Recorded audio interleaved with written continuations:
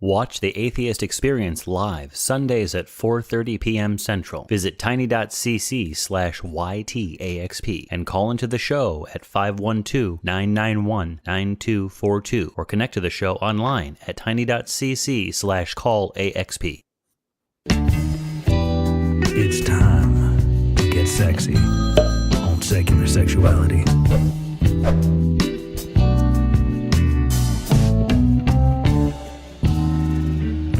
Hello, and welcome to Secular Sexuality, the ACA show that is sad to announce that our friend and guest for tonight, Diana Anderson, is out sick. So we won't be able to host the conversation with them that we were looking forward to until sometime in the future.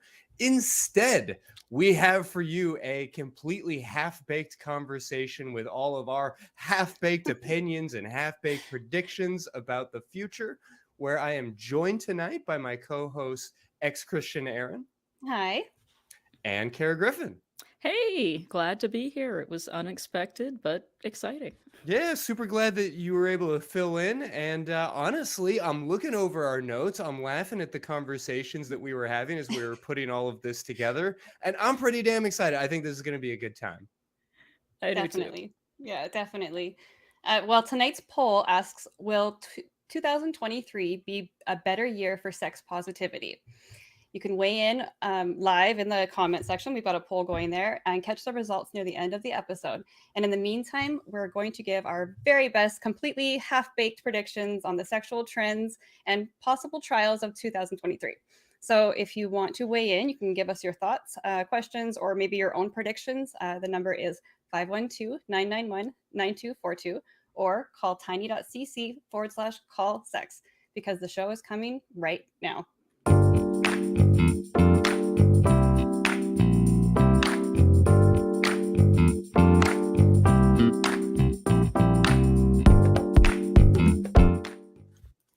All right. Well, it is the very first one of 2023. It's been a while since I've seen y'all. You've had all this time with family, all this time to get sick and tired of family. So what's been turning you on? Erin, let me start with you. I feel kind of weird about adding my family last couple of weeks to the thing that's turning me on this week, because you're right. I have been home, and we had 4 kids. I have 2 of my own, but I had a friend with her 2 kids staying with us over the Christmas holidays. So it was wild, but not in the way that we're going to talk about tonight. So Sure. What's turning me on this week is actually something that I didn't expect, because I had downloaded an app, and it's called Dipsea. I'm sure many people have heard of it. Yeah. I downloaded it on my phone in the fall and forgot about it completely. Never tried it. I maybe opened up the first page, and then I forgot about it.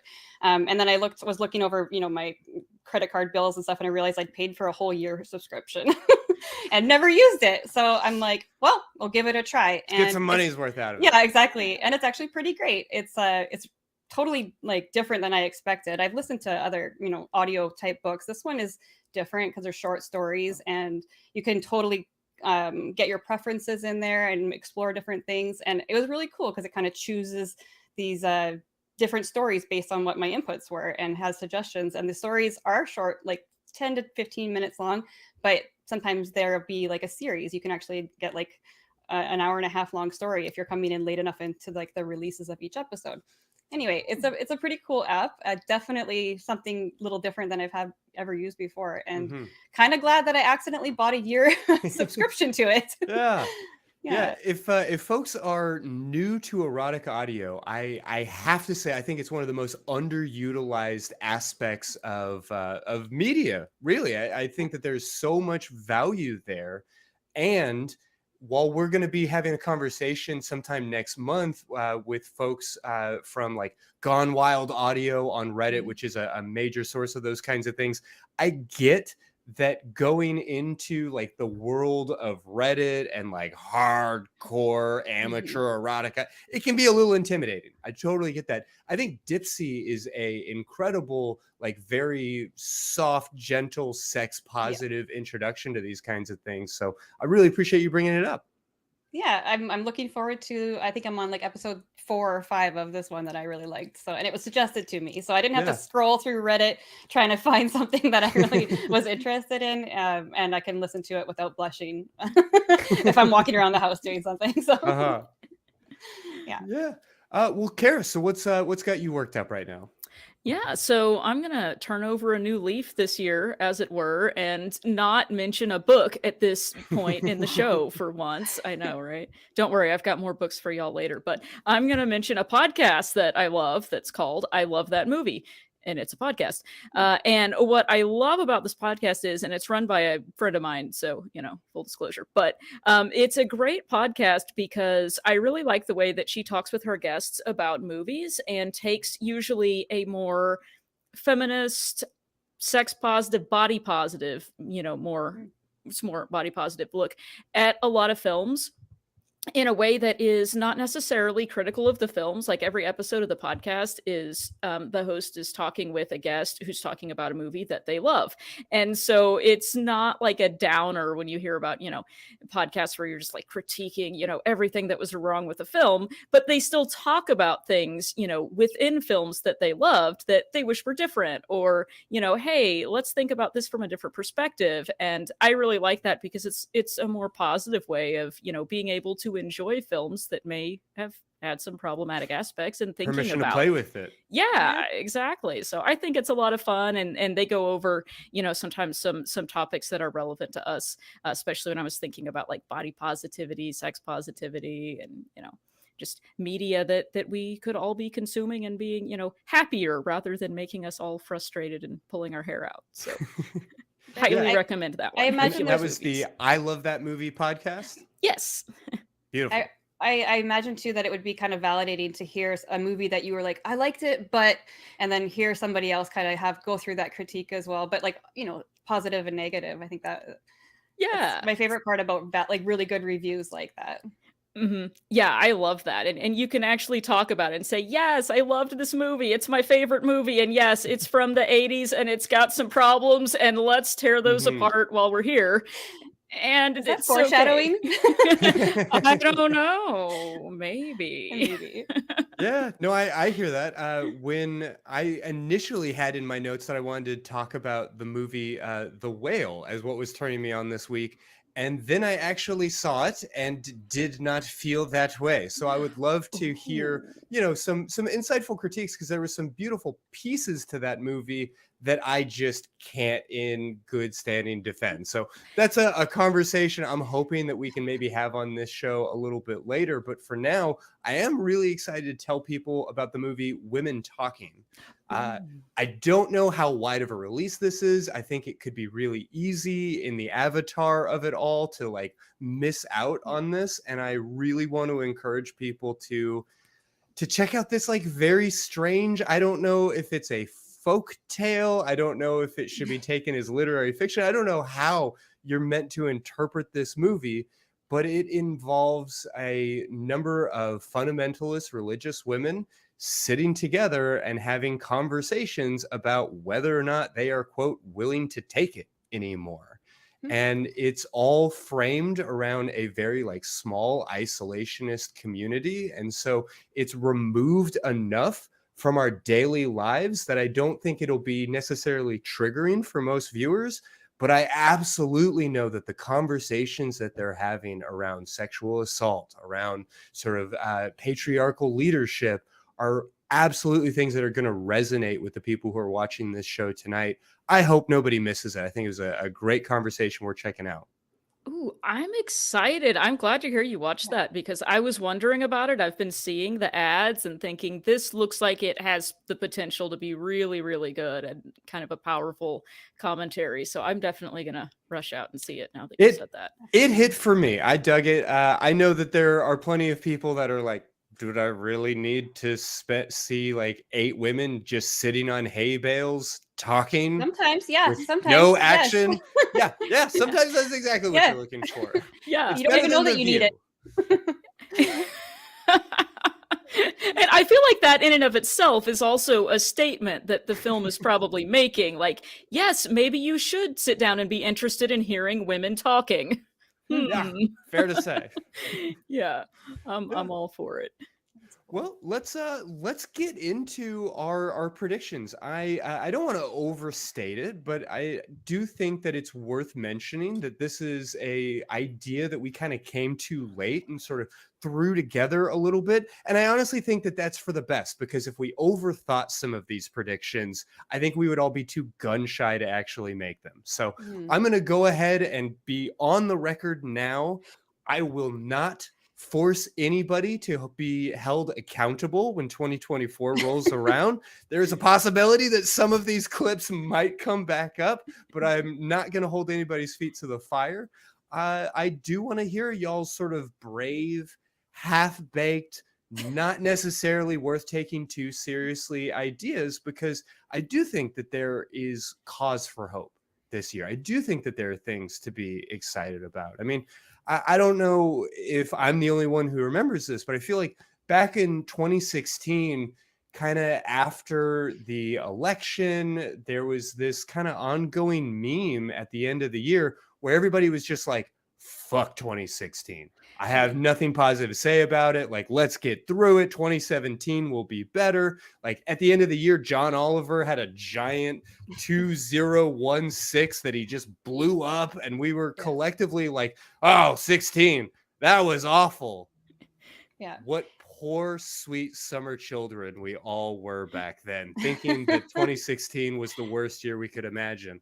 So with that notion in mind, I mean, what is y'all's vibe going into 2023? Like, how are you feeling right now in January? Yeah, I remember that episode of John Oliver in 2016 and you know, thinking exactly the same way. And then I made the same mistake in 2020. I bought my little, you know, 2020 dumpster fire candle holder, Right? Yeah. you know, to celebrate the end of the year. That was terrible. 2021 is it. We're through it. And then, you know, 6 days later, you know, yeah, whoops for dash. It only took 6 days into 2020. That's Yeah. fair. So after that, I've kind of, you know, set aside this idea of, you know, hoping that the brand new year will be completely different than the previous 12 months have been. But I think at the same time, I'm taking it as an opportunity to do the same thing that we do every day, which is keep moving forward and keep trying to do a better job of what we've been trying to do. And hey, now we have 365 more days of experience, and maybe it's experience of knowing what not to do, but hey, that's experience too. And so we can do better. And it's just another chance to keep going and keep trying. And I think we are gonna make some progress, and good things are gonna happen, like you said, but maybe we don't have to have unrealistic expectations about an immediate and sudden change. Yeah, nobody claim this is your year. I mean, that's kind of the meme. That's sort of the general temperature, I think, going around. But what about you, Erin? How are you feeling about the state of the world? Yeah, so agree. I can't set my hopes so high on anything really right now. I think that over the last few years, it's taught me to maybe just sit back a little bit and like kind of wait it out and see how things are going to turn before I make too many plans. But at the same time, realizing the things that are kind of more within my control. So like, I have no idea what's going to happen in the world, but I can kind of control like what kind of things hobbies I'm getting into and that sort of thing. And also like what I'm paying attention to. Cause I know that definitely in 2016, and I'm saying this as a Canadian, I also felt like something like slammed down, you know, like something changed in everybody's mood for like quite a few years. And yeah, just as we were pulling out of it, then 2020 happened. But I think I am seeing, like, we'll talk about it on this episode. I'm seeing lots of change, good and bad, some neutral, some is to be determined still. So I think that this is like maybe like a time of a lot of shifting. And so I'm going to be optimistic. What do you call it? Cautiously optimistic, and not. Yeah, we're not making prophecies here. We're just kind of talking about the things that we are maybe hoping to see in the new year, and some stuff that is maybe concerning that we should focus on a little bit too. So, yeah. Well, so I mean, to that end, what is something that you are keeping a very close eye on and feeling very concerned about? Something that seems like it may be trending downwards as we go into the year. Okay, so I this, I could probably spend a whole episode just on this one topic. It's a big one, but it is the rise of incels and rise Mm-hmm. of like the MGTOW, men go their own way, and seeing where that's kind of almost coming to like a bit of a head now.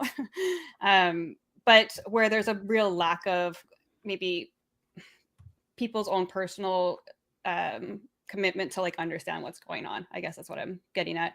So we've all seen what's gone on in this last year with like Jordan Peterson and like Andrew Tate and these sort of things, but then also on the kind of more darker end, like what's gone on in like these like communities, these forums online.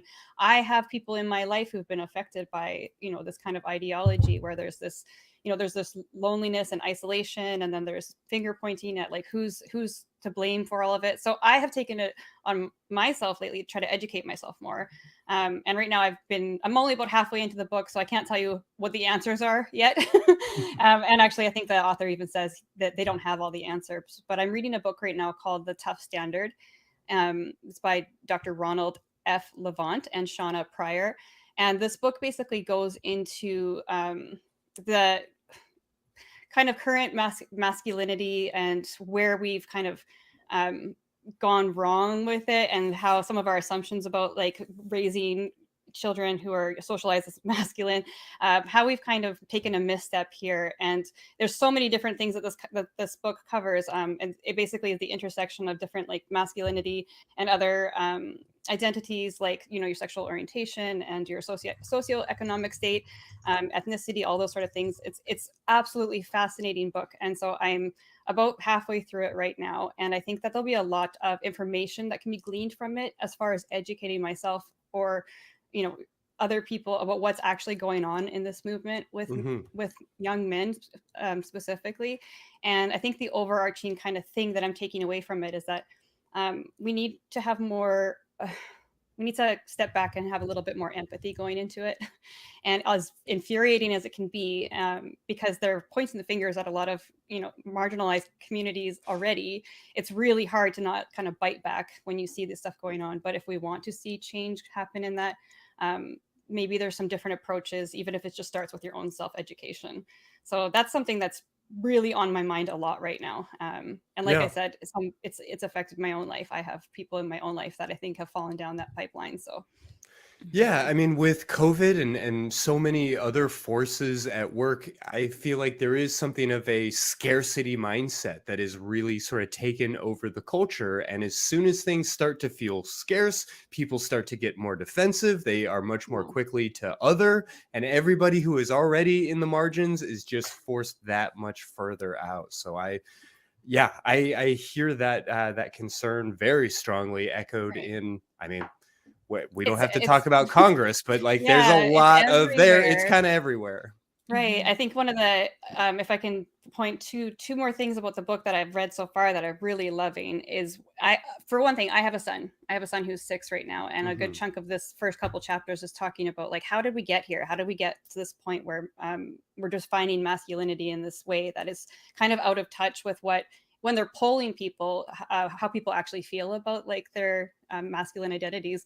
And one of the things I was really, I guess, touched by was like that young boys, you know, born male children are actually, they start off very, very expressive and very emotionally attuned to their like caregivers and their families. And then somewhere around the age of 4 to 6, something starts to happen. And he actually calls it a dehumanization process, of where we start to shut down their emotions. And then we see these, you know, these people who grow up to have really out of touch with their own feelings. And so he talks about it as a normative masculine alexithymia, which is like the psychological term for just inability to really identify your own feelings.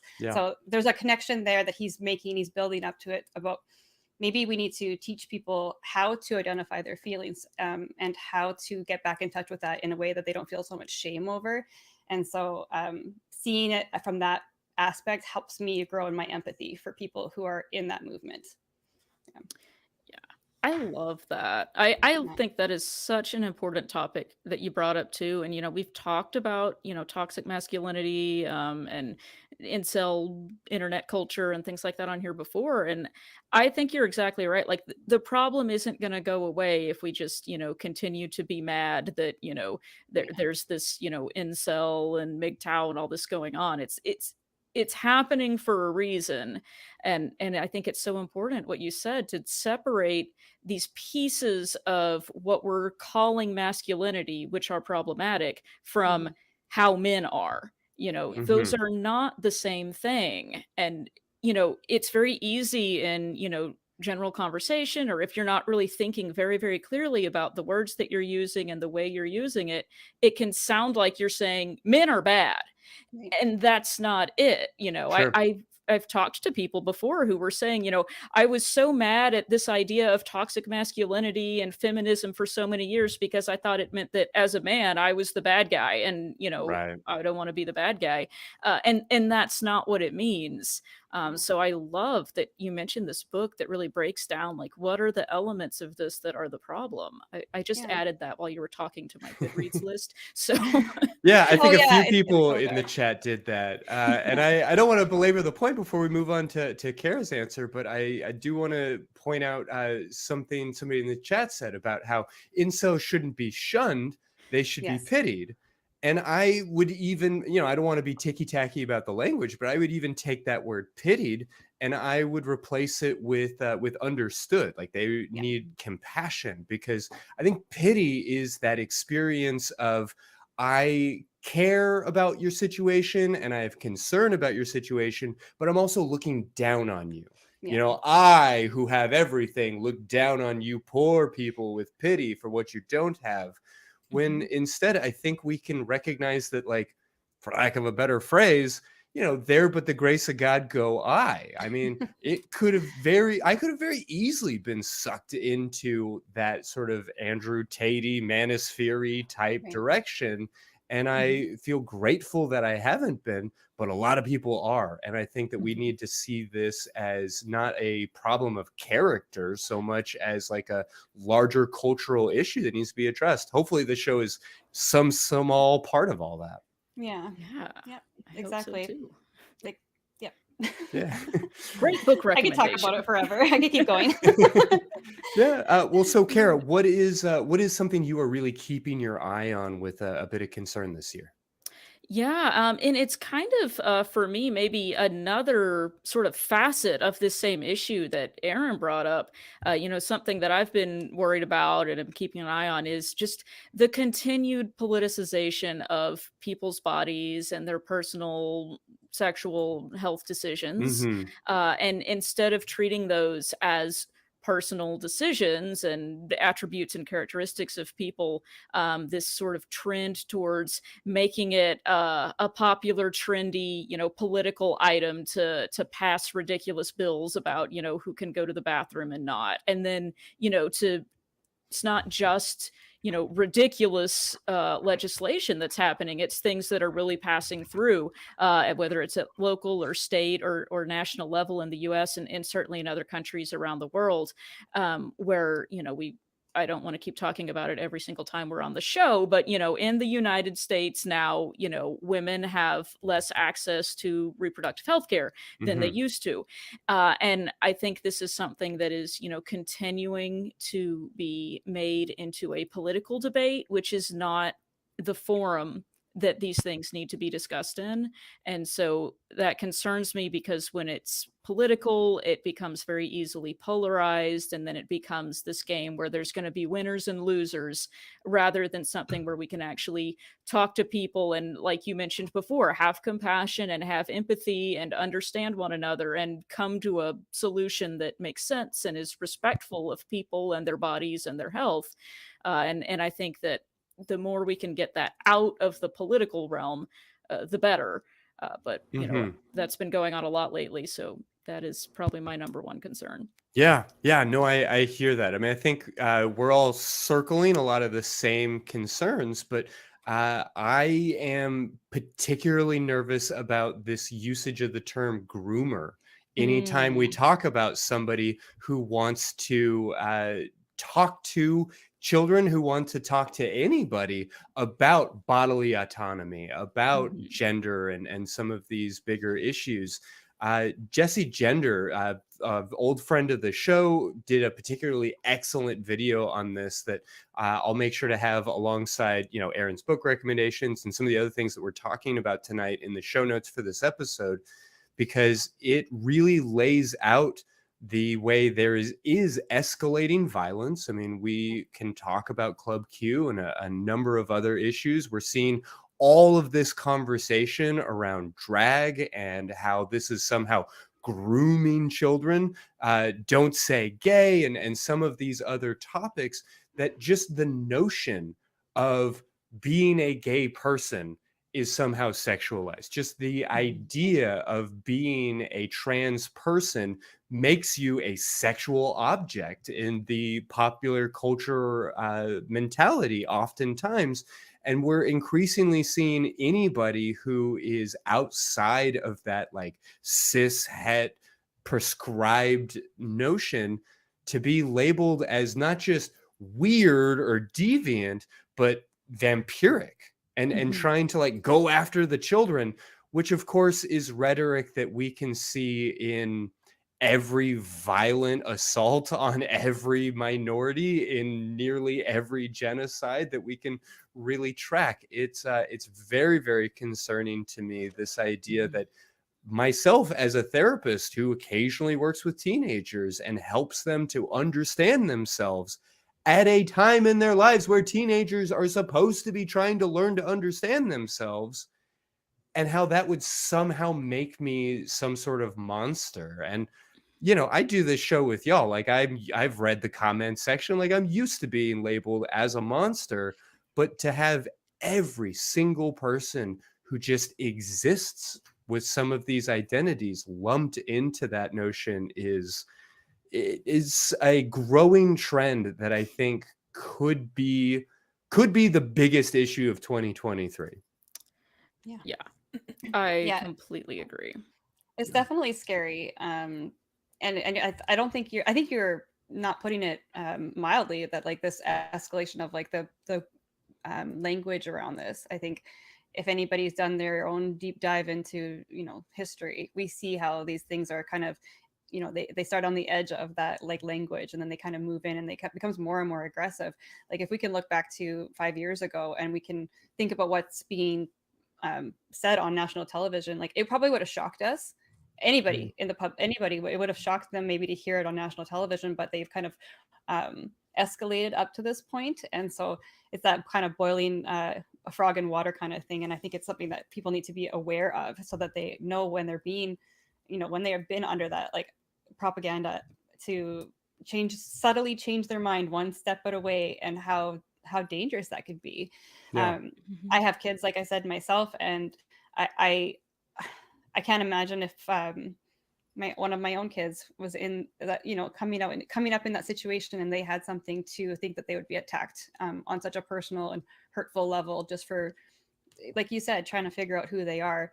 I'm very grateful for where I'm at, but I'm also not going to pretend that it can't happen here in Canada too, because the language is happening here too. So I'm not going to sit back and think that this is just an American thing that's happening. It's something that I'm watching very closely, because Canada is, the little brother to I saw those final episodes of Handmaid's Tale. I don't trust y'all for a minute. No, it's easy to kind of sit pretty up here and think it's not happening, but it's the murmurs happen everywhere. So I think it's something that we need to push back on now, and confront the people. If you hear that kind of language and stuff, like really actively be participant in fighting back against where it's going. So yeah, I mean, my whole life I have heard rhetoric around, well, if George Bush gets elected, I'm moving to Canada. Yeah. It's always like the next one. But this is the first time in my life where I have lost friends, I have lost clients, I've lost acquaintances who are all moving away from Texas because of the specific rhetoric of folks like our sitting governor and our AG and the media around them. So it is. It's not just a sentiment anymore. There are actually people, and I mean, I don't blame them. the things that are happening are terrifying. And if you identify in one of those areas that's under attack right now, like it's a life or death thing for a lot of people. It's not just a preference to No how doubt, no the doubt. government's being run. So it's like, and that's not hyperbolic. Like people are running for their lives in a lot of these cases. So Yeah, I mean, it was my natural instinct to kind of razz my friend and be like, "Nah, you're not leaving. Like, I refuse to accept your resignation as a Texan." But yeah. then, as they started to unpack, like, well, I have a trans daughter and she's 13, and we just don't want to be doing another 4 years of high school in this place. Like, that breaks my goddamn heart. So yeah, tough stuff ahead. But are there trends that y'all feel hopeful about? I mean, are there things that you feel like could be getting better? Yes. Do you want to go ahead, Kara? You want me to start off? Okay. Yeah. No. Either way. We got to take the upswing, go back into like, okay, now what's good? What good is happening now? There are some good things. Yeah. And I do think, even though we're identifying all of these, very dangerous trends that have been happening that are having real impacts on people's lives, at the same time, we're not the only people who are having this conversation. And the fact that we're able to have these conversations and that other people are having these conversations means that it's not going uncontested. This is something that we can continue to debate and discuss. And I think one example of this is, even though, I live in Texas too, well, most of the time, even though we have, some very disappointing things that happen over and over again with things like, the curriculum that's taught in schools and everything like that. And like you mentioned, don't say gay and all that stuff that is going on that's very detrimental. At the same time, people have access to other information, even if they're not learning it in school. We have shows like this one. The interwebs exist, and yes, there's a lot of bad information online as well. You need to have some literacy and critical thinking skills before you just go off into the Google and learn things. But people do have access to alternative information. This isn't like even, when we were kids or when I was a kid and young, you couldn't just go online and learn something different than what your parents and grandparents were telling you or what you learned out of the textbook. And so there is access to information. And I am convinced that after years of this show and, lots of other information out there, people in general are going to, at some point this year, and maybe this is a little bit of my prediction for this year too, people are going to have a better understanding of sex and gender and the diversity of human experience on those spectrums, if you will. I am convinced that message is going to get through. People are starting to get it, and we're going to be able to move forward from that. Like, we're making progress. People understand these terms a little better. Yeah. And we're going to keep trying. And, it's inches, but I'll take it. Yeah, I really hate to look to TikTok and to, Netflix and the Disney Corporation as like our saviors in all of this, but there is reason to believe that there is wider access to this kind of content. You don't have to, stay up late after your parents have gone to sleep in order to watch programming that has gender diversity and, some meaningful conversation about all of this stuff. So hopefully let's see that trend towards the better. Erin, what has you a little bit more at peace? A little bit more at peace. So I had mentioned that I am Canadian. Obviously, I've said it every show, but we have seen our own rise in kind of extremism in Canada here. And specifically this last year, we've had a couple of different figures who've kind of come up in the Canadian conservative side of things. And to connect it to what I was saying earlier with like the Incel and the MGTOW movements, it kind of came out that somebody was connected to that, and the public stance, the public approval has gone down. And I think I'm looking hopeful, or I'm feeling hopeful towards what's actually going on in the mind of the masses. And that a lot, we hear a lot of these things happening all the time about, through different media sources, but when they are doing like polls on people, I think that the minds of the average person sitting at home is changing, because we see, the approval ratings for people who identify with these, really extreme views. The approval goes down for them. So I'm hopeful that means that we are on the, the bend towards that affecting legislation as well. But yeah, I'm going to be, like I said, cautiously optimistic that is a slow sounds of change. No, again, I think we are all largely in agreement here, because I know that we all just said all of the scary negative things that we just said, but whether this is a, cheeky, ridiculous prediction that's going to age terribly, or a very real possibility, I do think that acceptance of trans folks in a sort of like rank and file day-to-day sort of sense will be meaningfully changed by this time next year. I'm not predicting easiness by any means, but I do imagine that by some notable percentage, the day-to-day life and times of your typical trans person will be better by this time next year. Even as the political rhetoric gets bigger and bigger, I think that there is some sort of backlash to that already beginning to show itself. And I'm at least somewhat hopeful that the increase in information, maybe the longevity of these ideas being available. I mean, I hate to use this as a watershed moment, but when did Caitlyn Jenner come out to the world? Like, when did Sophia Brissett show up as a character on Orange is the New Black? A lot of these things are fairly new, and I would like to believe that enough time is beginning to go by where these aren't just like crazy, what are they talking about kinds of issues, because more and more you have grandchildren that are identifying as trans. You have coworkers that are identifying as trans, and people, I think, hopefully, are getting just a little bit closer. Do y'all think that there is any reason to believe that as a possibility, or is that completely out there? No, I think there is. And I want to clarify for anybody who's watching this and maybe misunderstanding, Christy, I don't think you're saying that all of a sudden the number of trans people has suddenly increased. Fair to say, yeah. The climate is such that people feel more able to let people know. And I know that's what you meant, but just to clarify, because I know some people can be kind of alarmist about where did all these trans people come from all of a sudden, no, they've been here. Yeah. It's just now, it appears that in a lot of ways, like you said, people are in many cases able to feel safe enough to come out and let people know. It doesn't mean, like you said, that it's that way for everybody and in every case, but I completely agree. I think, it's hard to deny that that's the case. Part of the reason that, so many people are freaking out about it in some ways lately is because it's become more visible and more accepted.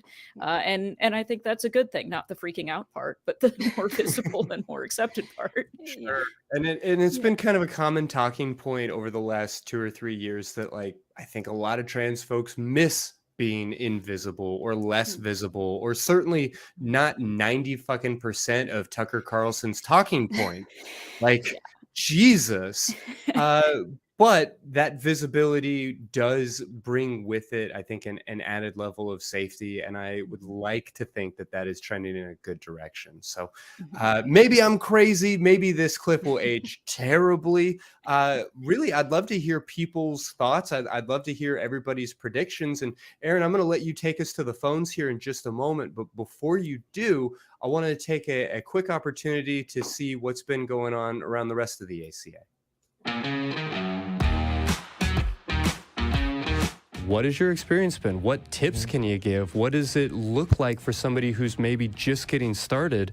And I can always give more than just the tip. Right. Yes. Thank you. We've always been taught about the great I am. And, of course, yeah. We've been crying. But where the hell did this come from? Drugs. Yeah, drugs. Drugs. Maybe it's my good looks. I don't know. They feel like they always need to tell me about Jesus. And it's not your good look. And it's not, no, it's definitely they're trying to keep themselves, they're just praying. You just have that face that you need to be saved, honey. Even then, Ben, atheists on Twitter will argue all day about, do we lack a belief? Do we claim that a God isn't real? You know, like there's even semantics there as to what actually an atheist even is. I didn't get to meet myself until I was in my 20s. And I hope that today's kids get options before that to really meet themselves while they're young. So you can have your closed-minded ideas, but I don't think that it's improving anything, and the data shows that.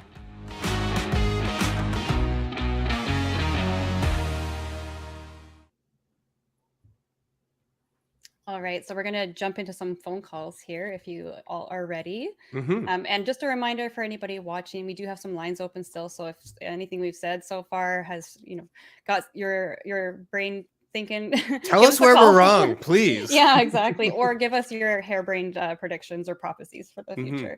And we won't hold you to it either. So the number is 512-991-9242. Or you can go through your computer at tiny.cc/call-sex. So let's get into some calls here. Let's talk to Robin. Robin is calling in from Washington, and they want to know how to deal with internalized shame for associating being submissive with femininity. Hi, Robin. Hi. Hi. Okay. So, how are you doing? What do you want me to explain first? Well, I just so far I just read off your call, like the cue you had in there. So you want to know how to deal with internalized shame for associating being submissive with femininity. And so do you want to break that down for us a little bit and tell us what you mean by that? So I'm a trans woman. Yeah. Sorry, I'm a little tripped up by the delay. Oh yeah, it's okay. We just keep going. There is a bit of a delay, and we'll just do our best here. Okay. Yes. So I'm a trans woman. I came out a little less than a year ago, and that comes with a lot of new revelations about who you are and what you're into, and a lot of those things being about my sexuality. And I'm a submissive, like extremely so. Like I'm having more fun with sex than I even thought was possible. But I'm also a very anxious person, and I have a lot of internalized shit that I project onto myself. And one of the things I've been struggling with is worrying that the only reason I think I'm submissive is because I associate it with femininity. And that by doing so, I'm reinforcing stereotypes about women. Yeah. And basically, as people whose opinion I respect, I kind of just wanted to hear you explain why that's wrong. Sure. Yeah. Well, I mean, you have permission to be as feminine and or as submissive as you want to be. The way that you play, the sex that you're having, I don't know that that's something that you need to answer before Judith Butler and or God for. Like you are welcome to be whoever you need to be in that sort of playful situation, because that's what sex is. Right? Like the whole dom sub master sub dynamic, that's just play. Yeah, it's purely in the bedroom.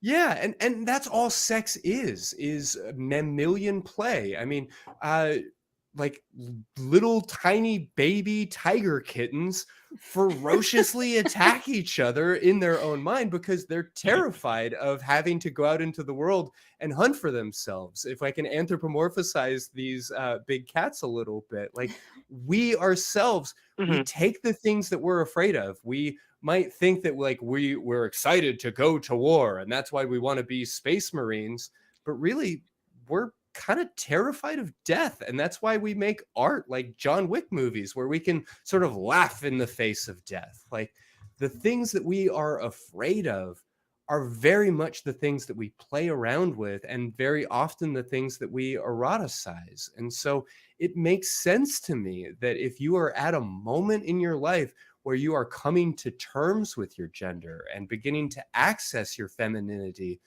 that powerful, beautiful, powerful thing could also be really fucking scary, and that you would want to eroticize that and play with that a little bit, because playing with something in a like non-dangerous, outside of the real world kind of way, that's how we gain a sense of mastery over it. That's how we get comfortable with it, is when we do it naked and sillily and in our bedrooms alone, or with the people that we can be intimate and trusting with. That's our opportunity to goof around before we are obligated to take those things seriously and to be more responsible about the way we see gender. How does that land with any of y'all? Yeah, I love that, Christy. I think you answered it the best. You're the expert here.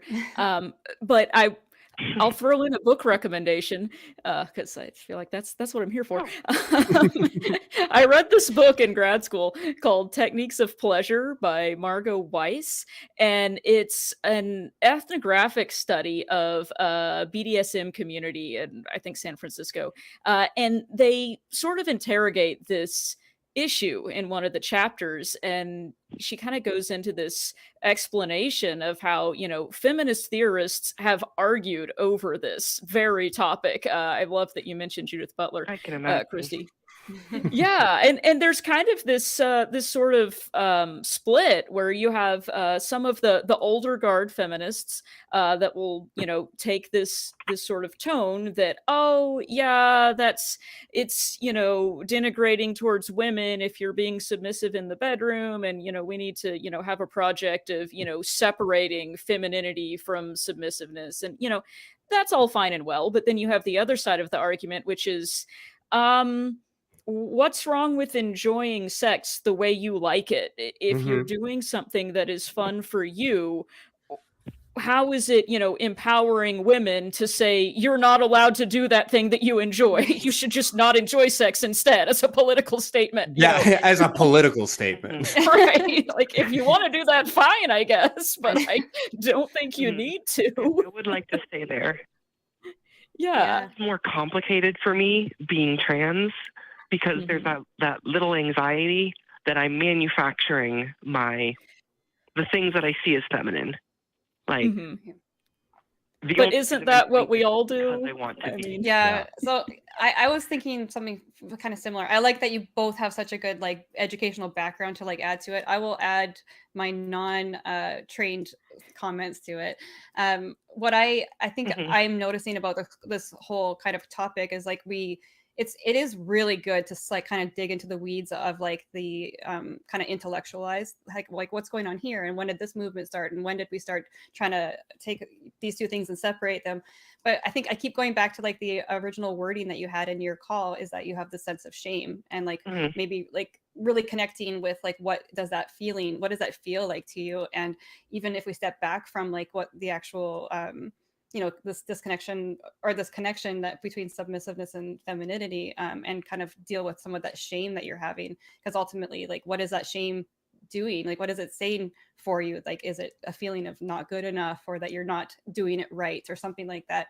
I'm just connecting to that part of it, that like the sense of shame is brutal. It's very hard to deal with, and I think overcoming shame, depending on how you break it down into the topic of it, and define it, the shame is an actual real powerful emotion that we have to kind of process and deal with.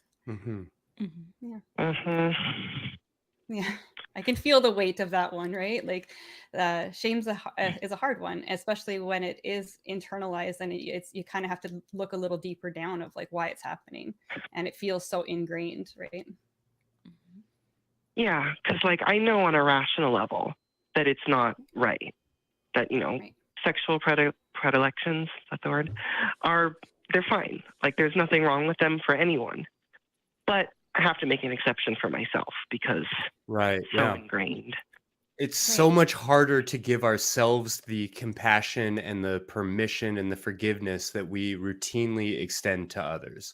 You know, it makes sense that we are eroticizing the things that we feel ashamed of so that we can stop feeling ashamed of them. But I can't do that because I might be closing the door for somebody else. And I would just ask you to consider this distress. Like, who is being harmed by your sexual practices? If you can point towards somebody whose life is being made worse, that doesn't necessarily mean you owe it to them to stop, but it's at least we can start asking that question. We can develop our moral philosophy around these things. But if you cannot demonstrate to me harm, then I don't think that you need to give it a second thought beyond possibly considering like, oh, maybe that's part of the appeal for me on a certain level. The fact that I feel so ashamed here, maybe this is a way of working through that and working that out. Now, if you feel like these things are escalating or starting to get turned around and you feel all twisted up in it, maybe it is okay to take a step back. Maybe it is a good idea to start to process these things verbally with somebody else, bringing in a professional or investigating the literature. Like, it's okay to pause if you're starting to feel pain. But I don't think that you need to force yourself to feel that pain. I don't think that you need to punish yourself for enjoying something. If you are, in fact, enjoying it, just give yourself permission to enjoy it. Yeah, I really appreciate that perspective. I will say it wasn't really that bad for me. It's just kind of something that I would dwell on occasionally and just feel like kind of, eh. But I'm getting over that slowly. Partially because I've started noticing that when I'm having a lot of fun in the bedroom, that the anxiety just completely goes away. Mm-hmm. So it's only afterwards, once I start rationalizing. Yeah, that's such a common thing too, right? Like outside of even like the specific topic, that like I think that is so common for us, especially if you were raised with some sort of belief. Shame is like just this common thing that we deal with. So I think there's a lot of things that we can all kind of relate to that with. So yeah, man, I don't want to miss it. I think that's actually called the Ziegler effect. I remember I was reading about this just very recently. I want to get the proper terminology on it. But yeah, we do often push through our sense of disgust when we are turned on. And that eroticism is part of what empowers us to maybe tiptoe ever so closer to these things that we are struggling to accept, these things that we are resisting about ourselves. That erotic energy can be a power or a force to get us to actually like look at, pay attention, be mindful about the things that we would otherwise be avoiding in our lives. So, no obligation to power through if you're feeling uncomfortable, but it's good. And sometimes just knowing that that's a normal effect, that like after you've kind of finished whatever it is that was feeling really good at that moment, afterwards knowing that that's a very normal effect can also help you kind of sit through it a little bit longer, or like sit with it and be like, oh, here comes the post nut clarity or whatever people will call it. And this will only last a little bit. I'm just going to get myself a glass of water and it'll pass. And then I'll probably do this again sometime. And that self-compassion thing is coming up again too, that, oh, this is just normal. It's normal to have this, especially with different backgrounds and that sort of thing. Mm-hmm. Yeah. So, and I'll just say very nerdily and very briefly, I was incorrect about the Ziegler effect. The Ziegler effect is when you don't nut and don't get to have that post-nut clarity. I'm very much bastardizing this much more complicated scientific idea, but I want to clarify that for the audience. It's not that. Yeah, you clarified that it's not called that. Right. I hope that definition ends up in a textbook at some point, Christy. At least Urban Dictionary. Yes. That's good. Well, Robin, it was really nice talking to you. Is there anything else you wanted to bring up before we let you go? Yeah, no, that was it. Thank you very much. Okay. Yeah, thank you so much for calling in, and hopefully we'll talk to you again soon. Yeah, so I think that's a very common, not common necessarily in, the specific things that Robin is going through, but having shame and There's some other things. universalness to that, yeah. Yeah, and I think it always feels like to us that, like you said, Christy, well, it's different in my case, I could advise a friend that it's fine, but, for me, it's different because of this, that, and the other reason. And, it's not okay in this case. And, we all do that to ourselves, or a lot of us do that to ourselves. Right, I can identify with that. Yeah. Well, Erin, who else do you have on the lines? I have another call on the line here. So let's talk to Stephen is calling from Arizona. Stephen has written in here that younger people are feeling more comfortable coming out, which is great. But on a macro level, they worry that it's still not safe. Fair to say. Hi, Stephen. Hi there. How are you? Hey.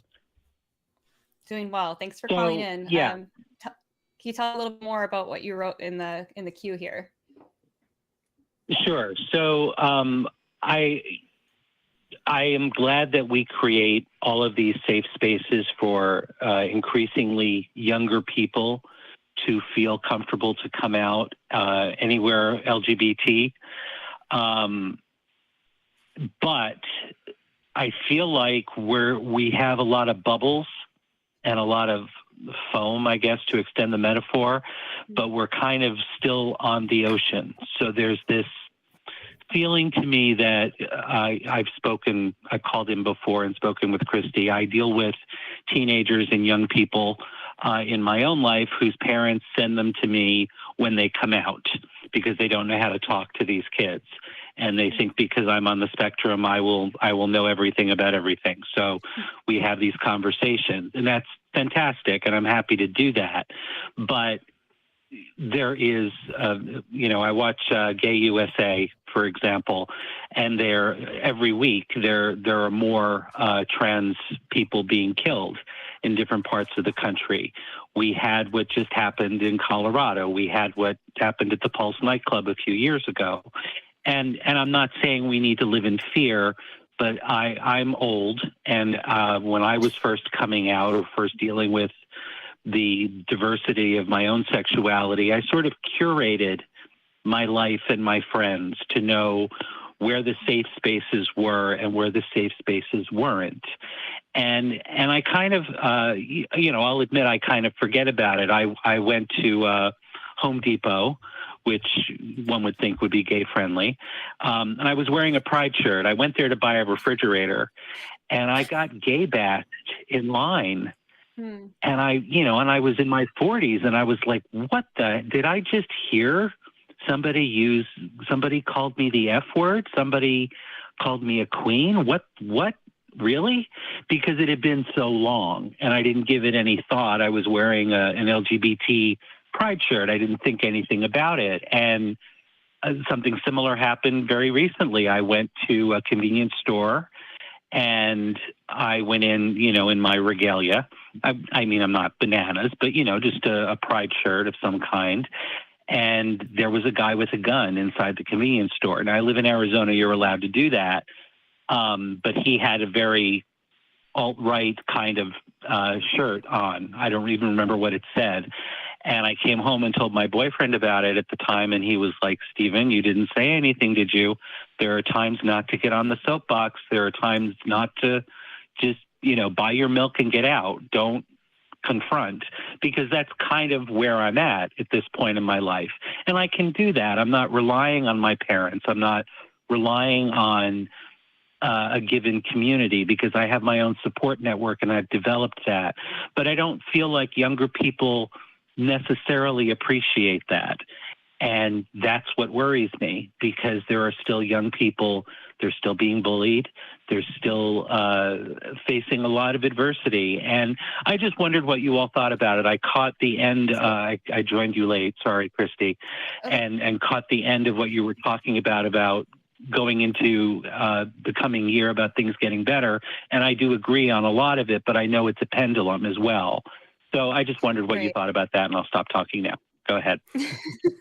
So are you kind of saying that as we get more acceptance and we do create these kind of safe environments, that especially younger kids not having a lot of experience with the greater world, that they're going to, even if they have a very accepting family or accepting school community, that they are going to step out into a different community and not be trying to hide who they are. And then they're going to walk into something kind of unsafe that they're unaware of. Absolutely. I kind of think that's what it kind of sounds like. Yeah. And that seems like a very valid fear to have. I don't know what the answer is for that. Then kind of what we were bringing up earlier about, continuing to pressure people around us in a good way to educate themselves so that we can expand that safety larger. And obviously, there is some intersection with what we were talking about earlier with like this kind of alt-right and incel movement, and they're and this toxic masculinity or like, you know, this inappropriation of masculine labels, and the how normal it is for them to be bigoted and cause harm to individuals. So I think it kind of goes back to that initial conversation that we were having on how do we fix this. And you know, I'm going to throw out there, it starts with education, and it starts with talking to the people you know personally, so we can expand those places. But I agree with you. I'm afraid too. I'm afraid for people who have been maybe may have a safe environment. I'm afraid for them too when they step out and they're not actually as safe as they have been made to feel at home. Yeah, I myself see this less as a queer issue, as a bullying issue. Yeah. You know, and bullying is a human behavior that, you know, will always be sort of baked into our DNA on a certain level. But I do think that there's reason to believe that for at least for younger children, or maybe not younger children, but for adolescents, that there is a much broader notion of diversity available. There's a lot more information. I think that you are probably less likely to be bullied at 14 for being gay than you were when I was in high school. What it is maybe so different. yeah, it's different in a million different ways. Yeah. And I don't want to apples and oranges it, because while I do think that bullying, you are less likely to be bullied, for instance, for being gay at 14 than maybe 30 years ago, I do worry about the nature of that bullying. I do feel like it may not be the like messy kind of violent hazing that we maybe imagine, and that there's a very real possibility that it is increasing in like meaningful violence and in meaningful harm. Where that goes or what to do about it is, I think, anybody's guess at this stage of it. Does that all seem fair? Yeah. Yes, I think to your point, going back decades, we growing up this way, you develop a thicker skin and are more prepared for certain situations. But it is the level of violence. You know, like I said, the guy had a gun. Now, I didn't confront him. I just got my milk and got out of there. But, you know, I was just waiting for him to say something, and I would have come right back at him without thinking about it. And that's what scares me with, you know, even with one of the kids that I deal with who's non-binary, they had a very accepting family.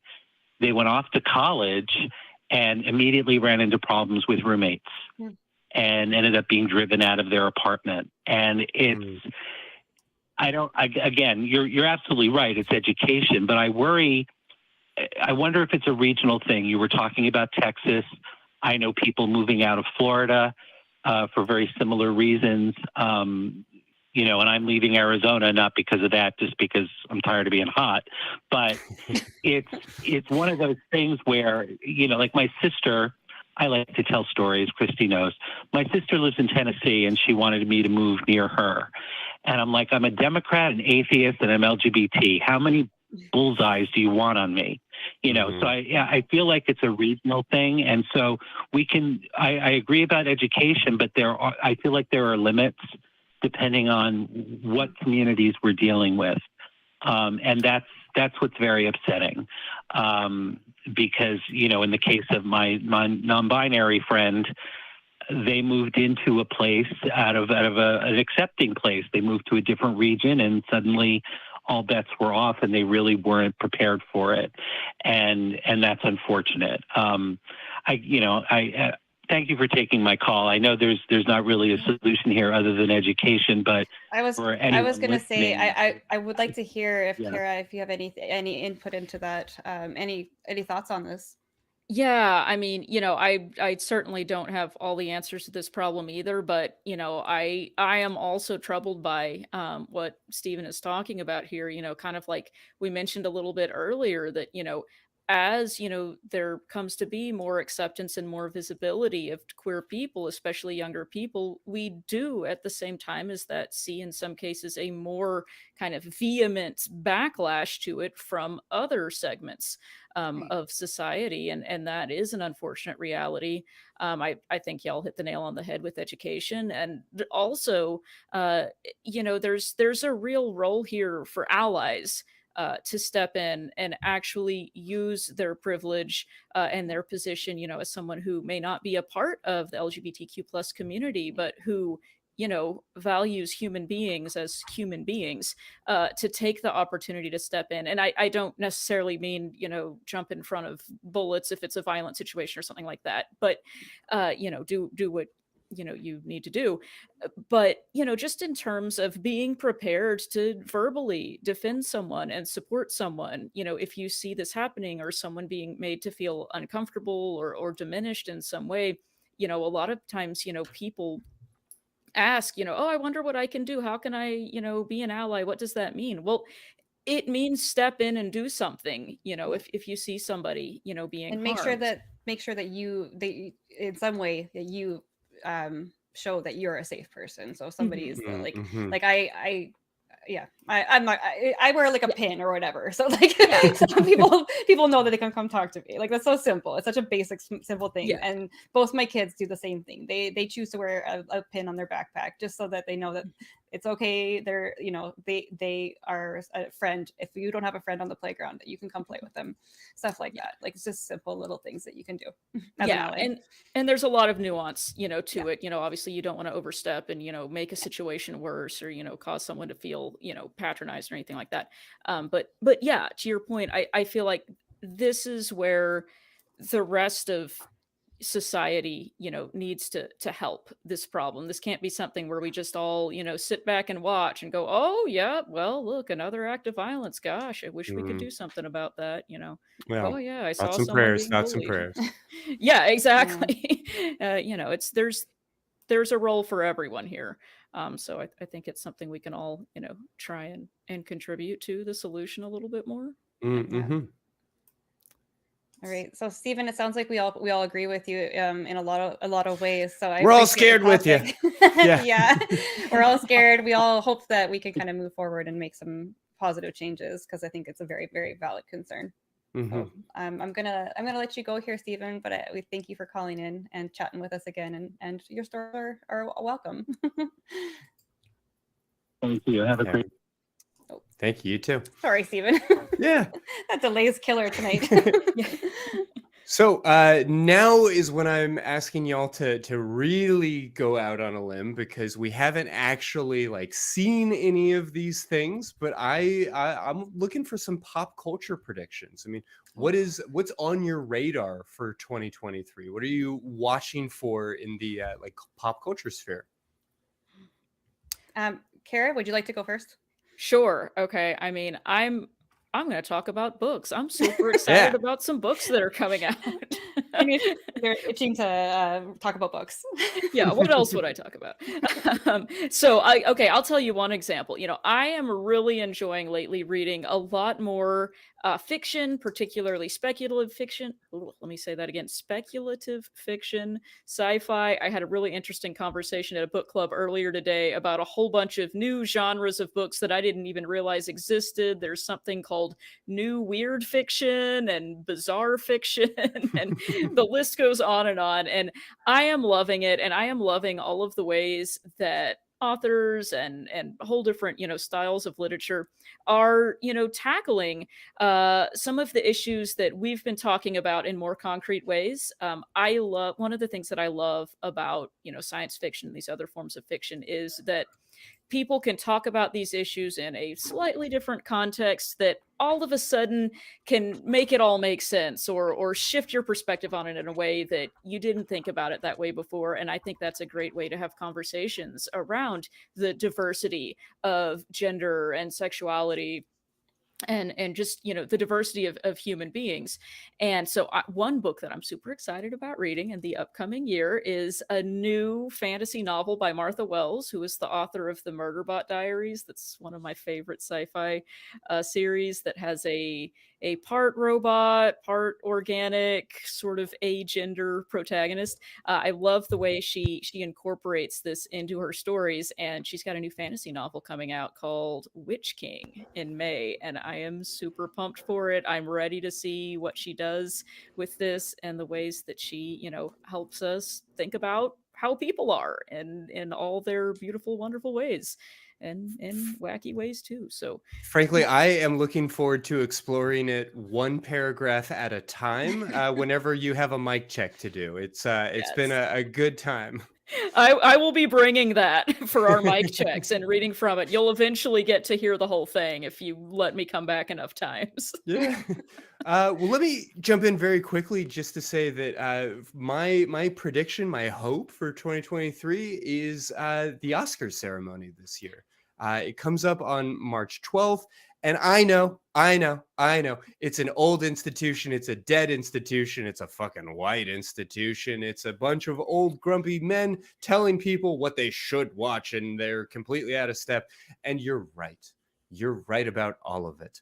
But I've been watching the Oscars my whole life. I dig it. I love these films. And I think that this year could meaningfully be a moment where movies like Women Talking, where movies like Everything Everywhere All at Once, and some of these like very diverse, very interesting movies could potentially take center stage. So my hopeful prediction for 2023 is that we actually see a very sex positive, very diverse Oscars ceremony, and I'm looking forward to it. I'm hopeful. Yeah, now I am too. Mine's a little bit maybe less serious, but I'm just looking forward to the new. I mean, we were kind of going back and forth earlier whether it was happening, and it seems that there will be a new season of Sex Education on Netflix. Yeah, I'm excited for that too. Forward to that. Yeah, I watched the last one I think 3 times through because I love it. So or the last couple seasons. So I am. Asha Butterfield, Gillian Anderson. I mean, I'll go ahead and spoil for the audience. Whenever we invite somebody to be on this show, I put together a document with a whole complement of what to expect and what's going on, and I always inform them about the what's turning us on this week's segment of the show, and then just recycle that document each time. And so Sex Education specifically has been name checked at the top of the document that we use to run this show for I think more than 2 years. If you haven't checked it out yet, you need to. Yeah, it's an excellent show, and it gives like actual real good advice too. Like it's entertaining. It is like so well done, and like they name checked Emily Nagoski a handful of times. I mean, know. It's good work. Yeah. Yeah. So what about movies? What movies are you hoping, maybe thinking could possibly be a step in the right direction, or maybe even a milestone in sex positivity this year? Okay.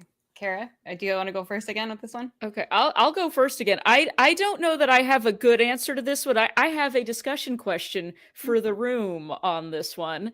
I noticed the other day I was at the theater and I saw a trailer for a film that I didn't realize was coming out in 2023 that I didn't know was going to happen, and I want to get y'all's opinion on this. So Magic Mike, they're making another one. Yeah, and bring it on. I'm gonna watch it. I mean, I'm definitely gonna watch it. Is that sex positive? I don't think that I would classify it as a milestone, but to what extent is middle it America sex positive? Yeah. It's your Aunt Karen sex positive. Yeah. Like it's positive for her. I do think that we could see that move the needle a little bit. I mean, anytime we're talking about male strippers or really anything in that direction, you get this more like burlesque sort of like body, like, oh my God, like they're naked.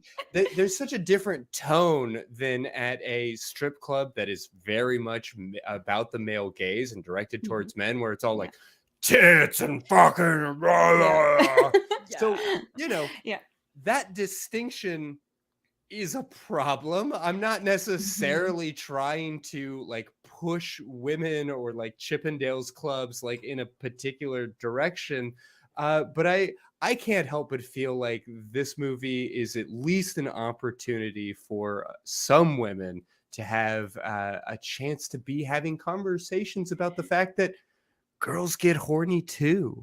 Yeah, right. That's partly one of my thoughts on it, is that like growing up in like an evangelical fundamentalist home, like I was always taught like girls are not visual. And so one thing I will say is that that word Mike, visual, oh yeah, it brings to the surface that we like to look too, you know.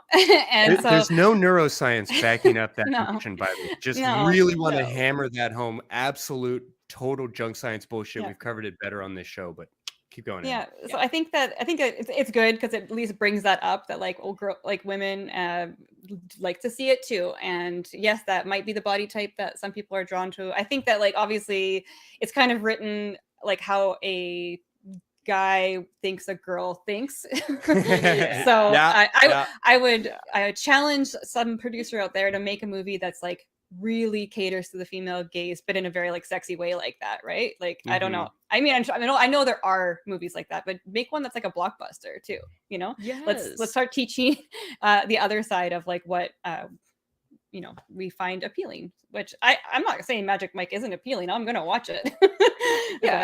But it's appealing in like a very superficial way. I feel like in a very kind of like narrow. Let's do a dad bod version of it or whatever, you know. Right. Yeah. Let's actually expand what we're talking about. And, you know, like you said, with the female gaze, like, can we just like have a film called The Female Gaze and have them attempt to actually illustrate anything that approximates a female gaze, and then someone actually produce it and, you know, not worry about the fact that it's probably not going to make a lot of money because it's going to be very different than what people are expecting from the film, because most films are, you know, from the perspective of the male gaze.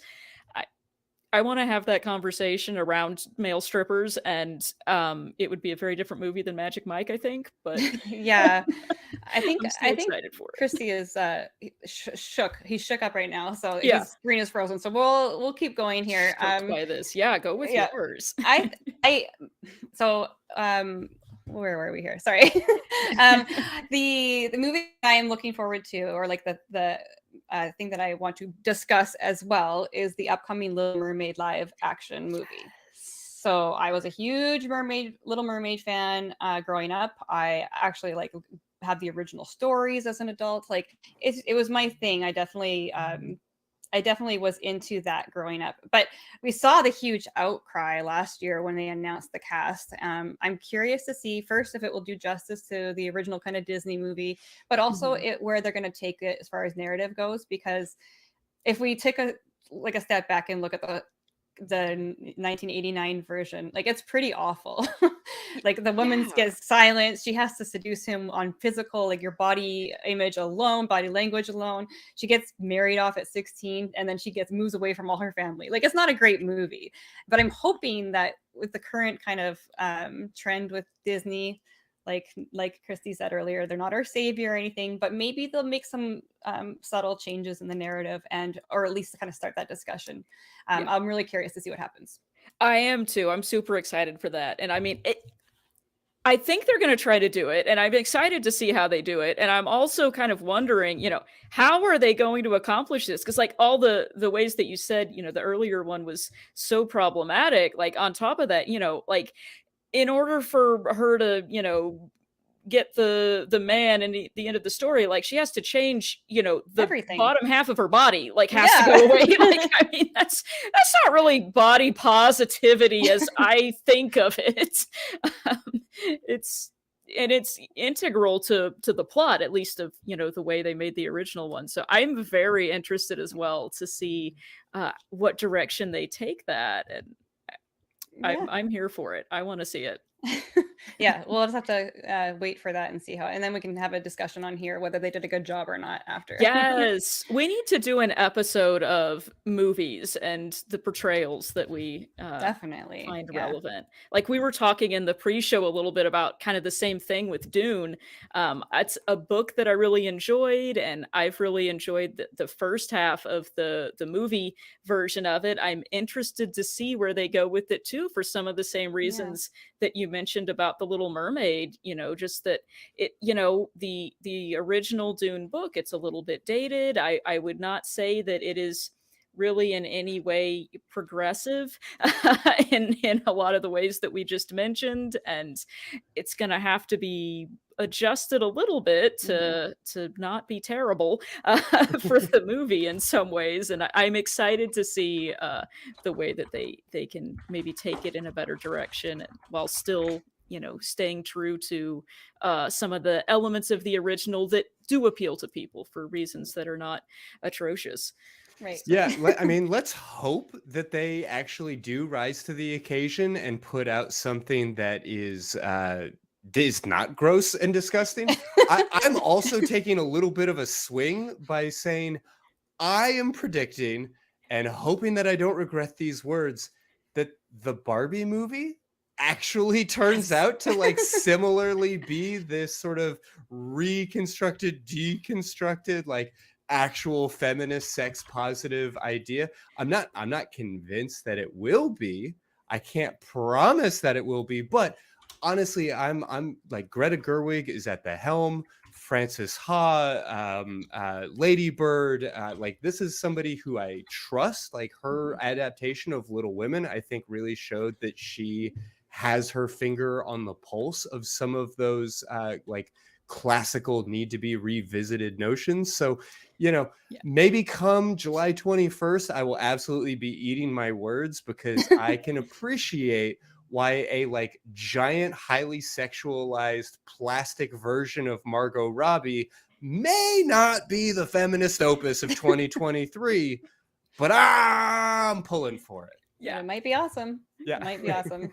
I feel like there's an opportunity for some really good satire and, you know, a little bit of sarcasm to come from that. I'm looking forward to what they do with that too. It could be very entertaining if they put the right spin on it, I think. Yeah, fair to say. Hey, we do have some calls, a few more calls on the line. Do you both want to take another call before we continue on our prediction list? For sure. Well, I think we're running a little bit short, so let's race through them, but I would love to talk to people. Okay. Let's talk to Melody calling from Arkansas. Melody is a truck driver and a trans woman, and they have learned that, well, I'll let her tell you. They've learned a little bit more about people being in that job. No doubt. Hi, Melody. Hey, Christy, especially to you. Followed you on Talk Heathen and Atheist Experience and all that, and I really appreciate everything you've done. I learned a lot from you and Forrest and all the others. Glad to hear it. Erin, awesome to meet you. Kara, awesome to meet you too. I'm a truck driver, and I've been driving 9 years. And I've been to 46 U.S. states and 3 Canadian provinces. And if there's one thing I've learned, people in general, people by themselves, people one-on-one are awesome human beings. They are forgiving. They have no problem with you. They get along with you. It's when people that are scared by other things step out and start encouraging that. I've been to Indiana when Mike Pence was governor, and he passed the religious reform, and nobody cared. I was more obvious then than I am now. I've been to North Carolina when HB2 right after it passed, and nobody cared. People still talked to me. They were very socially accepting. I've even been all over Texas. I mean, you can't name a state except for 2. And that's Vermont and Maine that I haven't been to. And people are very accepting. It's easy to stir people up, but somebody mentioned at the beginning that there's a fear factor there of things that people don't understand, and your mind goes crazy with that. Well, that's true. If anything, I am not saying by any means at all. Please, nobody think this. I am not saying that there is no threat out there. There is threats. There is danger. There is people that do want to hurt us. But I think that the point, if anybody takes this from what I'm saying, it's that there are also a lot of people out there who see us as the same as them. They don't care what bathroom we use. They don't care, how we live. That's really encouraging to hear, because it does feel like sometimes like this must be everyone, because it gets talked about, like Christy said, like on Tucker Carlson, like every day. But I think that I was saying something kind of similar to that earlier in the show, that like I think that when you're talking to one-on-one, and yes, with the disclaimer that no, not everywhere, of course, and you're going to run into these people. But when you get face to face with people, people are like good. A lot of people are good. A lot of people have a lot of like love in their heart and patience, and they're willing to talk to you. And obviously with precautions in place. But I think, how important do you think it is to have that face-to-face interaction with them? Do you think that's helped a lot for that experience you've had? Well, let me put it to you like this. I see myself as a ambassador. People come up to me and talk to me, and I try to be very open. I try to be very assuring. If somebody has a question, as long as it's not something too personal or too embarrassing, I'll try and give it my best answer, because the more people understand, the less they see a wall between me and them. And it can be scary sometimes, revealing yourself like that. It can be scary sometimes when I'll put it to you like this. I knew a lot of trans girls whenever I first came out who were in their own little jail cell. They were so passable, and even their voice, I could not tell. And they were so passable that they were afraid to really come out to anybody, because there was so much hate going around at the time. And they would hear from people, if I was to ever come across one of them trans people, and all this other stuff, and it can be scary. And I've seen a lot of them live in that little jail cell in their mind, because they were afraid to date. They were afraid to meet people. They were afraid to talk to people. And a lot of people will sit here and wonder, well, your voice sounds awfully male. Yeah, it does, because I've always been afraid of being too passable. And that's one of my fears. I figure as long as there's some kind of red flag up there saying, that I'm trans, I'm different, that's cool. At least it's a better chance of somebody not being sexually threatened, or not sick, but their masculinity threatened later and attacking me. And there, like I said, there are certain things about it. Like I said, like being too passable and feeling like you're in your own jail cell. But I don't think that's the major part. I mean, that hasn't been your I've been me on a larger scale. Not it hasn't really, been your no. But experience, true, but I don't hide who I am. I mean, it still surprises me sometimes when people are like, "You're trans?" Well, yeah. What did you think? I swallowed a frog 2 years ago. And I think that it's good that you are doing that, because you are forging a path for a safer environment for people who are, still just in that age now where they're going to have to make those decisions of whether they can hide themselves or whether they can be open with who they are, or if they're going to hide away because of this idea that everybody's going to hate them or be rude to them or whatever. So I appreciate the work that you've done. The scariest thing in the world. Oh, I'm sorry. Oh, that's okay. I was just saying, I thank you for how being so accessible for people's questions and doing that, because it's going to make someone else's life easier later on. I will absolutely admit to anxiously like chewing off the nail polish on my fingernails outside of a truck stop in the middle of nowhere, Louisiana, for fear of what that might portend. So I really appreciate you being willing to navigate those spaces bravely and proudly as yourself. I was that way when I was younger. I've been trans all my life. I come out and then something pushed me back in and I come out, and I can sympathize with you on that, Christy, 100%, because I would hide from people, and I mean, I've been married 32 years, and my wife was not accepting of it at first, and it was very hard on her. And over time, I won't go into all that. I'm not, but you do get to a place where you can come out and be yourself. But those times when you're in hiding, I used to say, when I came out, I took the teeth out of the bulldog, because after that, it was all bark, no bite. Once you come out, there's nothing to hide.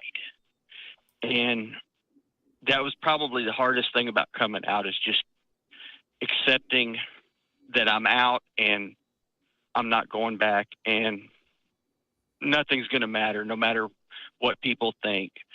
A lot of people talk about they find Jesus and they get this religious experience. Honest to God, I am not lying to you. I swear I will put my hand on the Constitution, whatever you believe, and swear to this. When I finally accepted who I was at the age of 38, that I was going to be trans the rest of my life, either I accept it or I carry it like a brick on my back. And when I finally accepted that, it was literally like a religious feeling. It was like a forgive the term, coming to Jesus moment. It's a born again moment. Everything was lifted. Yeah. Yes. And it was the greatest moment. And it was funny because after that, I quit, excuse my language, giving a shit what anybody thought. It just, it changed. That's something to aspire to, honestly. I hope to one day not give as many shits as I do now, and I think it takes a lot of work to get to that point. So I mean, eventually you run out. I think Yeah. there must be a finite number. Whatever of happens shit. first. Eventually, they're just you spin them all. I don't know. I mean, I've kind of come from it learning that I don't care what people say behind my back, because if they don't have the courage to say it to my face, what does it matter? That's an easy thing to say, but it's hard to feel. And then when it hits you, like I said, like a religious moment, and it just washes over you, and it's like, I don't care. People can talk. I have people right now that I talk to, and I'm sure some of them are not my friend. Some of them would stab me in the back first chance, probably talk about me as I'm walking away. I don't care.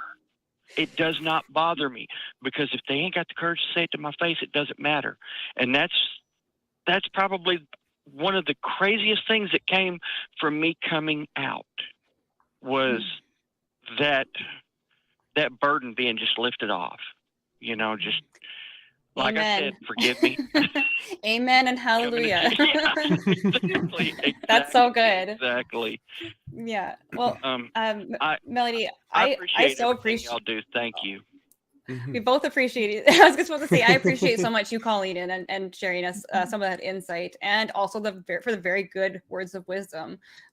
So thank you so much for calling in and sharing that with us. And I hope we hear from you again soon. Yeah. Yeah, I like that we're going into 2023 with a sense of positivity. I know that last year I for one was kind of harping on the negative in a lot of ways, and It was hard not to. with good reason. Yeah, sure. Well, do we want to try and very quickly sneak in this very last call before we start to wrap up? I know we're already running a little late. Y'all got time for it? Let's do it. I'm here for it. And All right, let's just do one it. more. We can do it. Yeah, let's move it quickly. Okay. Neo Shark calling in, him from Wisconsin. So we are going to take this call. We'll try to do it quickly, but he is calling in asking the question: is gender blindness a thing? Ooh, depends on what you mean by gender blindness. What's your thought, Neo? What's going on? It's a couple things. Like when other people express like, I do this, it makes me feel male. I don't have a comparable experience. Like I don't really view I understand like what gender is, obviously, and I recognize it and what its stereotype is, or not the stereotype, what stereotypical gender norms are. Like I recognize that, but I've never really looked at a person and kind of thought of them as male or female, because I've always looked at them as like an individual, like the individual characteristics. And so, like, I don't know if it's just from as a result of my upbringing, because like I was a nerd, I was like ostracized. So like I never really got brainwashed by that whole cultural norm of like men are this, women are this, and that kind of stuff. I kind of like avoided that whole cultural norm by just like burying my head in video games and books. Maybe that's a mark of something that we can all kind of strive for. But as far as answering that, the psychology of that and like this, these two are going to answer it better than I can. I'm still working through understanding all this myself. Yeah, I mean, let me just say in the interest of time that the term gender blindness is usually something that we refer to as being comparable to like racial blindness or I don't see color. And it can be sort of dismissive. Part of the reason why I asked. Yeah, so that particular term or framework we usually associate as being kind of dismissive and a little dickish. But I do. That's good to know. Yeah, I do take the question that you're really asking though, which is like, I don't have a strong sensitivity or concern or an interest in other people's gender or perhaps your own. And there's, certainly nuance to pick apart there, but being agender or being what we might call like a gender spectrum, like having less of a gender, being maybe less sensitive to those kinds of things. I think that is very much a valid and complicated identity, but one that you might be curious about and want to look into. Kara, what might you add to any of that? Yeah, this is a fascinating issue for me too. I'm thinking of, I think it was actually an interview that I saw Judith Butler give, where and I believe they are using they, them pronouns now. Yes. Judith Butler has come out as non-binary. And, something that I thought was really fascinating about what they said, given that they're kind of one of the, most well-known, foremost gender theorists who kind of popularized this idea of gender as a performance and gender as a social construct and something that we're taught to do, and kind of like you were mentioning, Neo, you grow up kind of swimming in this water of this is how men are and this is how women are. And some of the work that Butler did was taking that apart and saying this is actually a performance. This is not necessarily biological. This is not natural. But something that I found really fascinating in this interview was after they came out as non-binary, they mentioned something like, it occurred to me, somewhat recently that wasn't everyone else's experience of gender. I always felt very disconnected from it, and it was this performance all along. And it turns out it's not that for some other people. And I felt so seen when I read that. And I wonder if maybe that's a little bit of what you're describing too, where it just didn't really resonate with you very much. And I can certainly identify with that. I don't know. Is that kind of what you were talking about? Partly, I also think it has, like I said, it has to do with my upbringing. I've read literally hundreds of novels, fantasy, sci-fi. I've been slaves. I've been like tyrants. I've been male. I've been female. And so I think partly that kind of inoculated me to the whole gender isn't a social construct. It's like people are one way and not just people, a collection of things and experiences. People are more than the expectations that we might arbitrarily assign to them.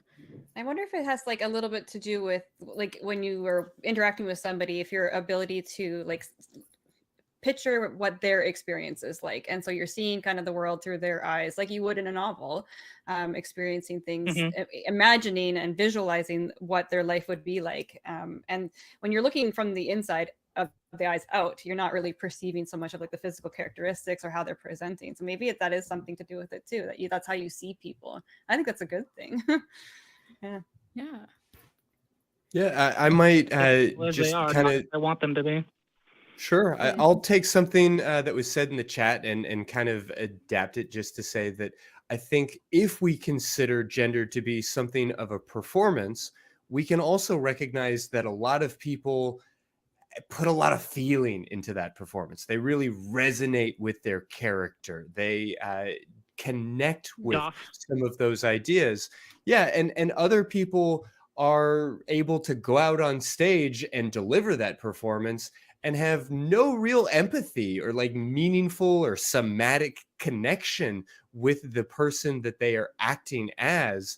And I think that that is one way that agender people maybe conceive of themselves. And so if you feel like, well, sure, I can act like a dude if I'm supposed to, but I don't necessarily connect with that performance, that may be something to be curious about, or a identity to look into anyhow.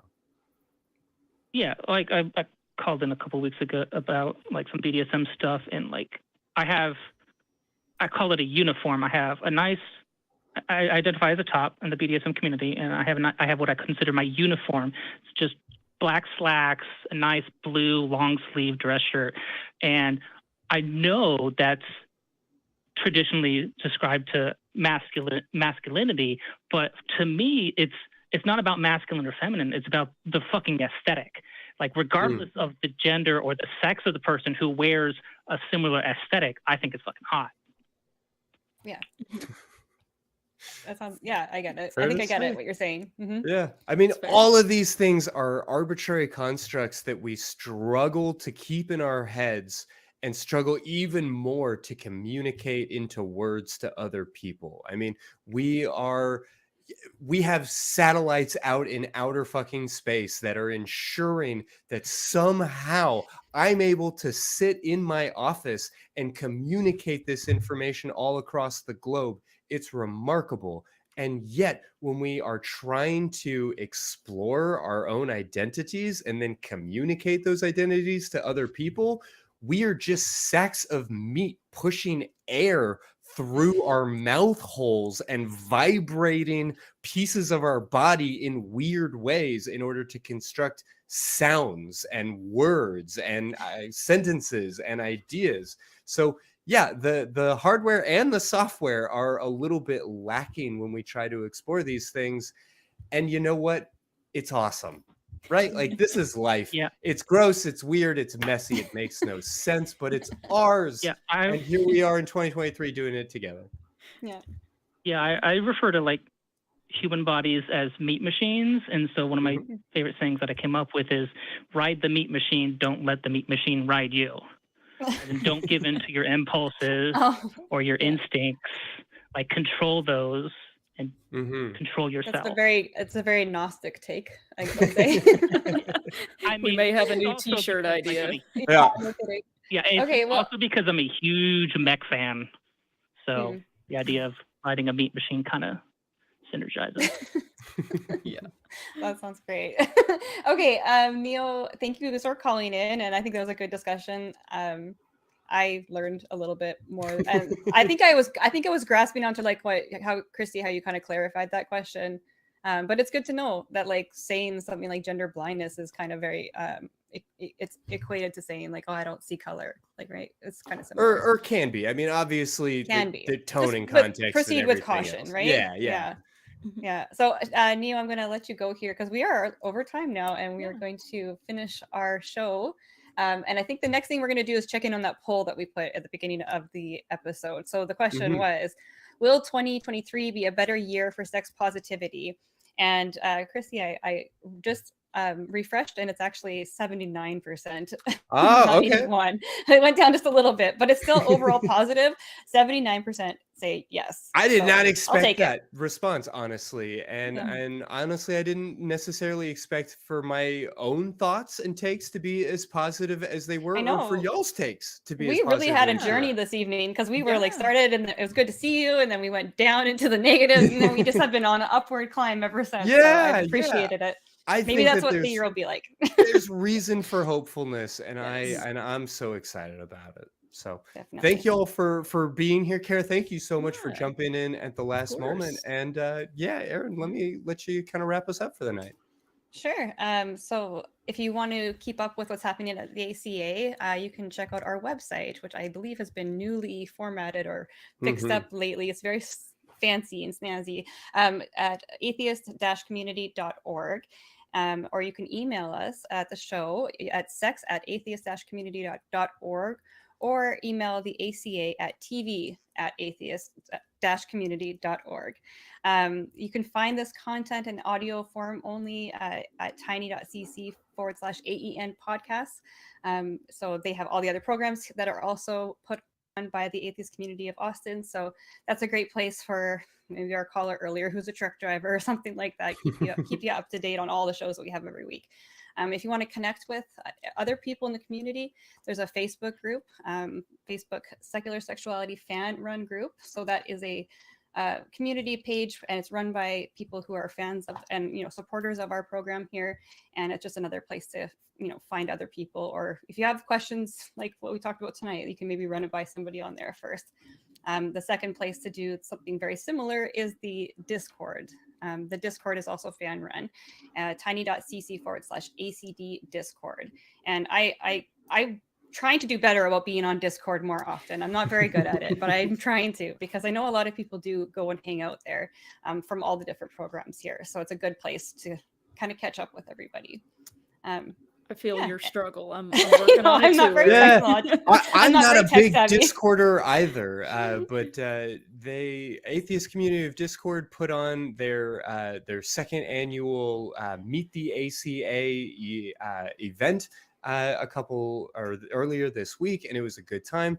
Our friend Sin Sage is going to be doing an interview in the Atheist Community of Discord, I believe, this coming Tuesday. So there's good programming, there's good conversation. It's a good time.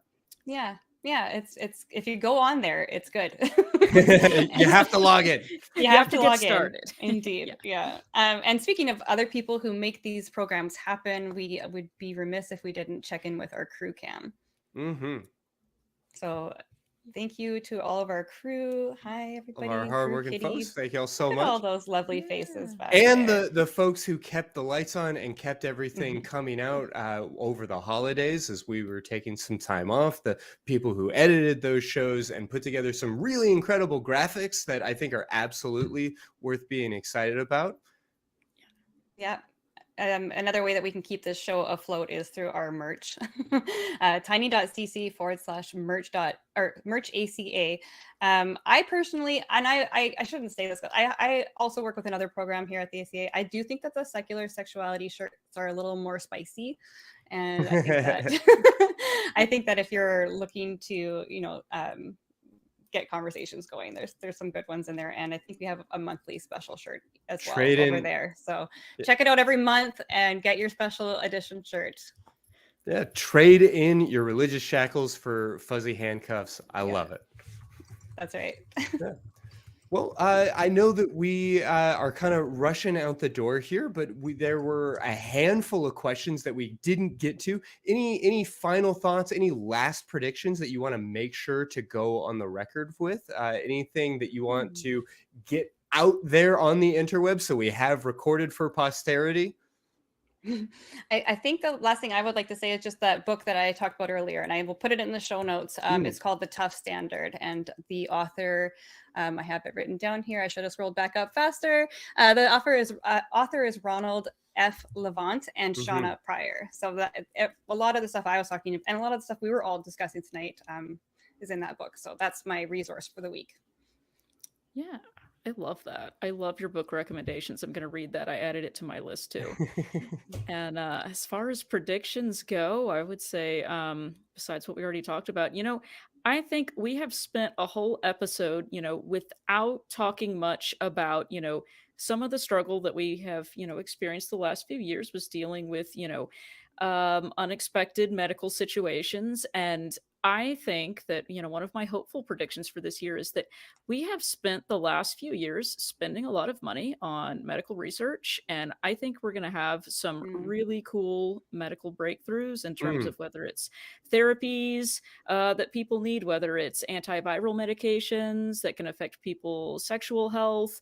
I think that, the fact that we've spent the last few years thinking a lot about health and healthcare and putting a whole lot of money into research, into treatments for things. I think that we can look forward to a lot of, really cool breakthroughs that can improve our health and our lives, and including our sexual health and lives in the near future. And I'm looking forward to all the exciting things that are going to happen with that this year. So fingers crossed for some good stuff coming out. Yeah.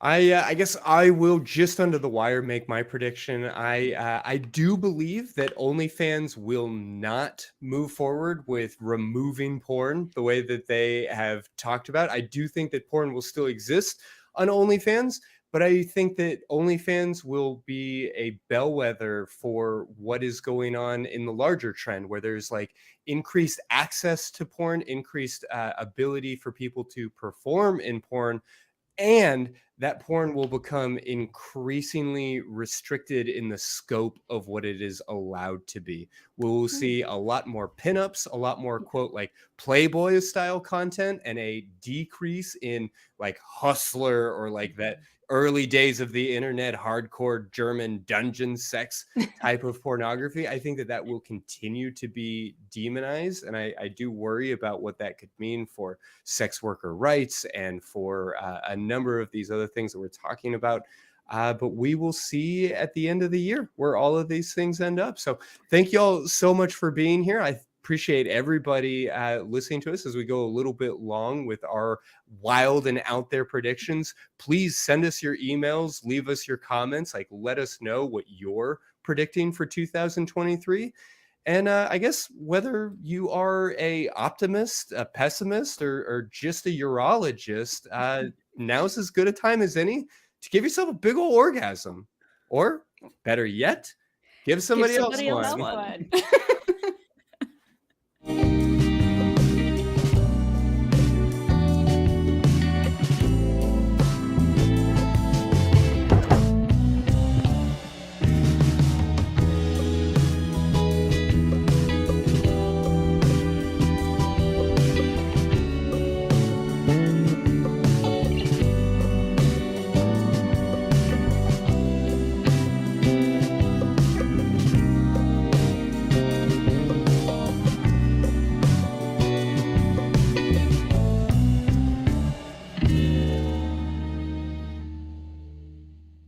Watch Talk Heathen live Sundays at 1 p.m. Central. Visit tiny.cc/YTTH and call into the show at 512-991-9242 or connect to the show online at tiny.cc/callth.